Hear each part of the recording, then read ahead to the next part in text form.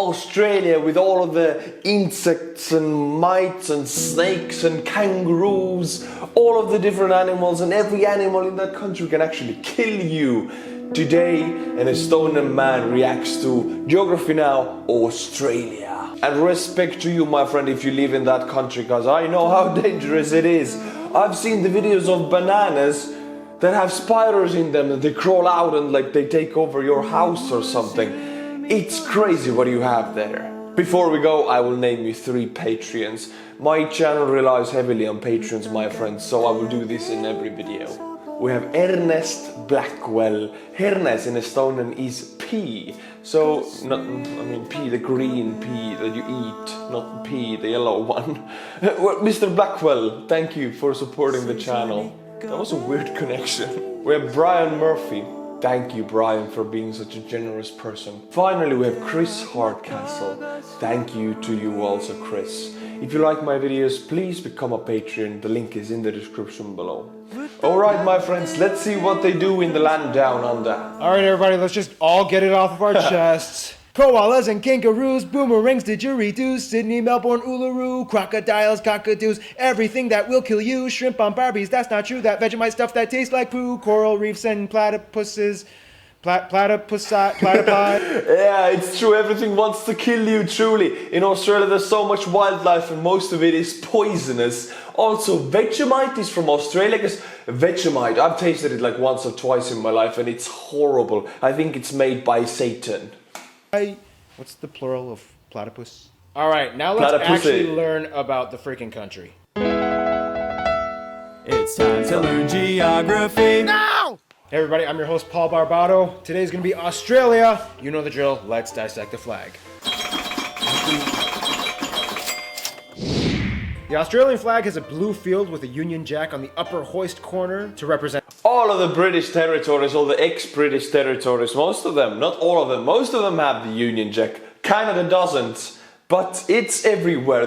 I would say there's like 20 flags in the world. Maybe 30 countries even have the Union Jack somewhere in their flag. That it was a former colony and a current Commonwealth of the United Kingdom, with a large star under it representing the Commonwealth, and the 5 stars on the right, the Alpha, Beta, Gamma, Delta, Epsilon, Crucis, to the right representing the Southern Cross constellation. Alright, that was fun. Now let's discuss about the borders. Now, obviously, as an island nation, or rather large one, but still an island. Is Australia an island or a continent? Because it's so damn big, it could be a continent. So is it an island nation or a whole separate land mass of continents? Australia doesn't have any borders with any other nations, but that doesn't mean that Australia doesn't have some rather intriguing parameters. The country divides itself up in a rather intriguing way. Like the US, Australia has states, not provinces. There is a difference. 6 of them, and each one kind of has their own little flair and quirks, like Tasmania, known for being crazy. Where things get a little interesting, though, are the territories. Australia has 3 domestic internal territories and 6 overseas territories. Technically 7 if you include the Australian Antarctic territory, even though the Antarctic Treaty kind of bans anybody from claiming Antarctic soil as their own. Yeah, that's what I thought. We'll find out in future episodes that a lot of because if you can claim land on Antarctica, Estonia will claim all of it. We want all of it. Please give it to us. Countries do a wonderful job at ignoring. The 3 internal territories are Northern Territory, Capital Territory, which is basically just the capital city of Canberra and some extra space around it, and the confusing little tyke Jervis Bay Territory. Jervis Bay was bought in... Wait. Australian capital is Canberra? I thought it was Sydney. Let me Google that. No way. No way, man. Australian capital is Canberra. I honestly thought it was Sydney. What the hell? I'm so sorry, people in the land down under. Thought you all live in Sydney, but it's Canberra. I've never heard about this. Oh my god, you have another city except for Sydney. I thought there's only one city in Australia, and that's Sydney. I probably insulted all of you right now. I'm sorry. and developed to give the inland capital Canberra access to the sea, and eventually Jervis Bay split from the capital. However, it's still counted as part of the capital in elections. It's a little confusing, even though it really doesn't have much going for it, except for a small navy base and beaches that it kind of took from other neighboring towns. The most dramatic border area, though, would have to be the middle of Australia. For years, this slab of land didn't exactly quite know how to distinguish itself and has gone through 4 transitions in the past century. First, it was all South Australia, which didn't quite make sense because parts of it touched the northern parts of. Also, look at these borders. They are made with rulers, and I'm quite sure they're made by the British, because British love to draw borders with rulers, just straight lines, ignoring all of the geography and all of the people and tribes who live there. So this has to be done by the British colonialists of Australia, so it split into 2, 1 state and 1 territory. Then for 4 years it became South Australia and 2 territories, the new one being called Central Australian Territory. Then finally it changed its mind and went back to being Northern Territory. Central Australia is kind of like your girlfriend at a restaurant. What do you want? What do you want? It's not that simple! Finally, we reach the overseas territories. Although Australia has over 8,000 islands under its sovereignty, 6 of these islands operate as distinct territories, some of which sustain themselves with permanent populations. They are Ashmore and Cartier, the Cocos. Latvia has 0 islands, and they had 1, but we as Estonians, we took it from Latvia. So Australia have 8,000. You can give some to Latvia because they have none. Or Keeling's Islands, Coral Sea Islands, the Heard and McDonald Islands. Coral Sea. I've reacted to the Battle of the Coral Sea, and ooh, it's an interesting one. Go and check it out on my channel. And the popular holiday spot, Norfolk Island, and the pleasant Christmas Island that gets attacked by huge coconut crabs every year. Finally, Australia is home to arguably the most micronations in the world. Places like the Principality of Wye, Rainbow Creek, the Empire of Atlantium, and more. These nations were developed by either small groups of people or a single person because they were doing things like protesting taxes and wanted to claim autonomy, or they were just kind of bored and decided to amuse themselves. But still, hey, they tried. All right, now let's talk about the landscape, shall we? Okay, not all of Australia is a desert, okay? Only about 35%. Okay, so besides Antarctica, Australia is the driest continent on the planet. So most of it is 35% is over the third, a little bit over a third of the country is desert. And who lives in desert? Scorpions, spiders, snakes. That's all I know. And they're all probably very poisonous and lethal. So no thank you, not for me. Which explains why, yes, 85% of the population lives along the edges of the country within 50 kilometers of the coast. Nonetheless, a lot of places, specifically around the coasts, actually have very temperate and even tropical landscapes. By the north, you find tropical zones and wetlands and rainforests. By the far edges on the east and west, you can find subtropical zones with lighter forests and plains. A little bit inland, close to the interior, you find grasslands and flat stretches of semi-arid terrain. In the southeast by Sydney, you find temperate, cooler, arid land with semi-tropical, yet slightly dry areas with an abundance of trees and plants. Then of course you have Tasmania, which is on a completely different level of green. Then we reach the deep interior where we hit the great deserts like the Great Victoria and the Great Sandy Deserts. This area is famously known as the Outback. The Outback is essentially the area of Australia with long open... That's what they mean. Every time I was talking to an Australian in Hollywood, right, they were talking about the Outback. Outback, me and my buddies, we went to the Outback. What does it mean? Now I know, it's the desert. You went to the central country in the desert. Which is scary and dangerous. Whew. Stretches of red and orange desert that lays out beyond the horizon with few sparse populations of people that can be found anywhere. It has a dry, rocky, rugged terrain that everybody assumes is teeming. Look at this, it's a lizard bat. Oh, it's a snake with legs. That's a lizard, and it's probably poisonous.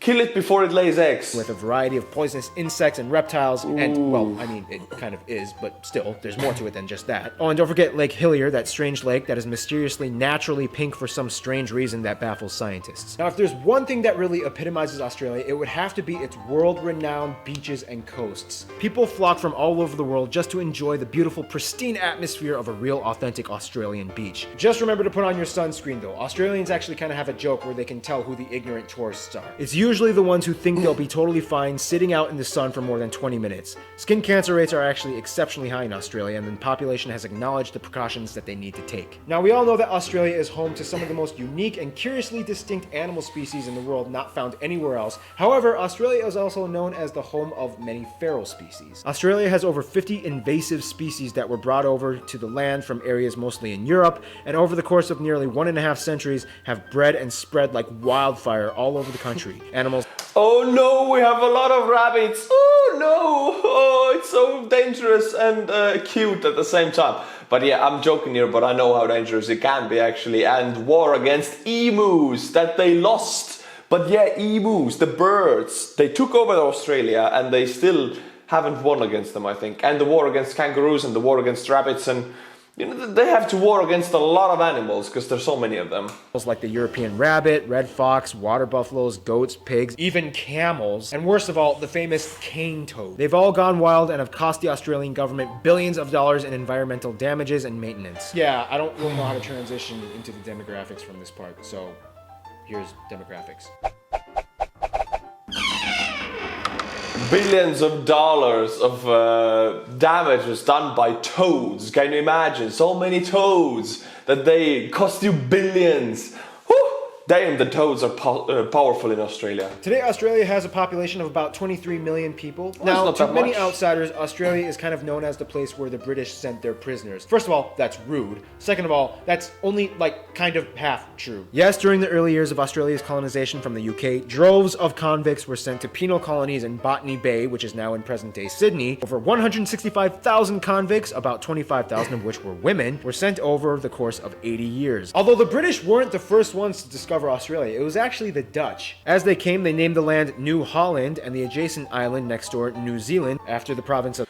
They have a lot of problems with the Dutch, right? Naming Holland and naming everything new. Because New York was before New Amsterdam, wasn't it? It was New Amsterdam by the Dutch, named by the Dutch, I think. And now they name it New Holland. The whole continent of Australia is New Holland. Not very original. Of Zeeland in the Netherlands. However, as we'll soon discover, the Dutch were really good at discovering places, but kind of not so good at colonizing and maintaining those places for themselves. However, most of Australia's population came from natural colonization from British non-convict nationals. Some would argue that Australia was kind of like the UK's version of Operation Backup Plan in case of America goes crazy. After the American Revolution, the UK tried to compensate for lost colonies by re-establishing new ones, and Australia was hot on the list. About 85% of the population is European. Asians make up the next largest minority of about 12%, mostly coming from China and India and other Southeast Asian countries like Vietnam and the Philippines. And by the way, yes, Australia does have black people, not many, but before the Federation began, Africans, mostly from sub-Saharan countries like South Africa, Mauritius, Zimbabwe, and Sudan, have historically resided in Australia. It wasn't until the 60s when African assistance programs allowed many Africans to study and eventually move to Australia. Today, they make up about 1% of the population. One demographic of people... Only 1%? I would have thought a lot more, because we know about British colonialism. It's all about slave transportation, and you know, Australia was a British colony, and they only have 1% of black people. That is a very, very little percentage. Don't get me wrong, I'm all fine with it. For me, it could be larger, because diversity is beautiful.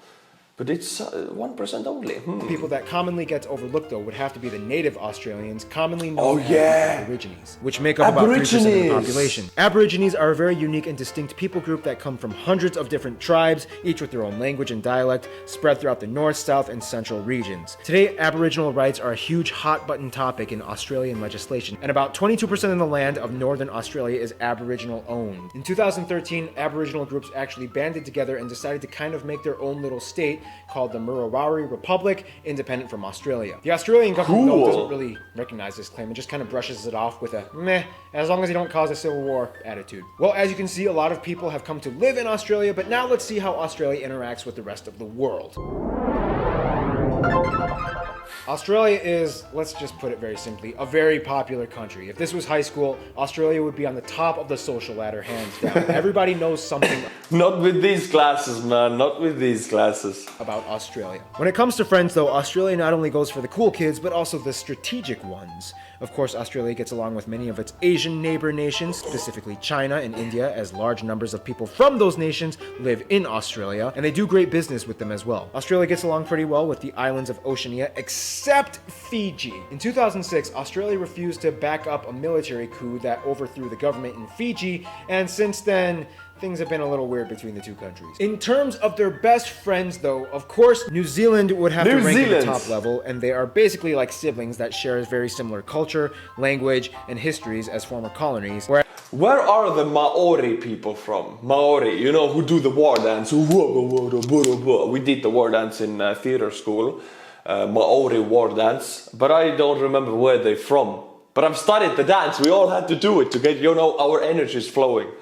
Whereas the UK also has a high priority on Australia's entourage, as they make up the largest demographic of people ethnically and as migrants in the country. But finally, we reach the USA. The USA and Australia kind of have a little crush on each other. Australia is always there to back up the US in times when allies are necessary, and the Australia is one of those countries, like Canada also, that is quite a peaceful country, right? No wars are happening around it right now. Or in the Second World War also. Well, Australia had war around it with Japan, but still, they're peaceful when it's peacetime. But when war happens, Canadian and Australian people go like, whoa, and they're very crazy in battle. They are undefeatable. And they're like, you wouldn't think those peaceful nations are so good at fighting. Good for you, Australians.